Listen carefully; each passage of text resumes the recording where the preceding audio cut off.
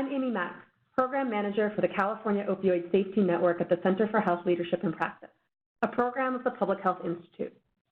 During this quick take, you will hear from a former law enforcement officer regarding her perspective on harm reduction strategies. The subject matter expert for this quick take is Savannah O'Neill from the Harm Reduction Coalition. Let's get started. I have the most to learn in this area because I come at it from the perspective of the law enforcement person. There's the personal safety side of it. Every time that I have to pat search a person who is an addict, I'm risking my own safety if they don't let me know what they've got concealed on their body. And that's honest to God scary. And then so many of our homeless have drug and alcohol and addiction issues as well as mental health issues.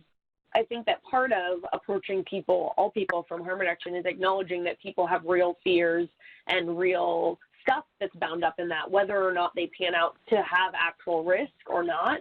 There is still fear and there's real risk that all people are putting themselves in.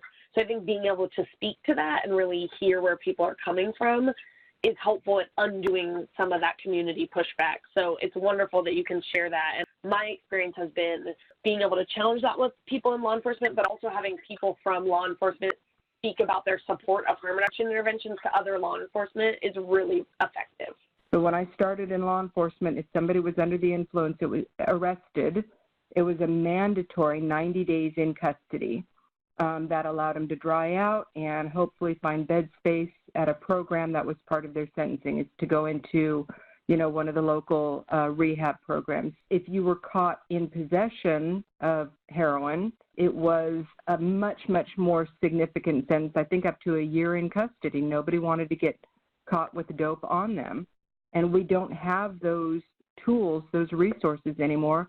And I think that part of what we're seeing in our community now is a result of that. In my opinion, it was more effective. Maybe I'm wrong.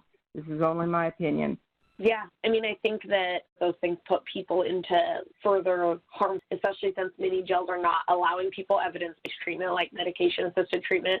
So there's a tension in that, right, of giving people what they need and what does it look like to show up for someone and maintain connection, which we know is part of what is healing people, is really being able to maintain support and connection to them while also holding them accountable, giving them the tools they need to make changes.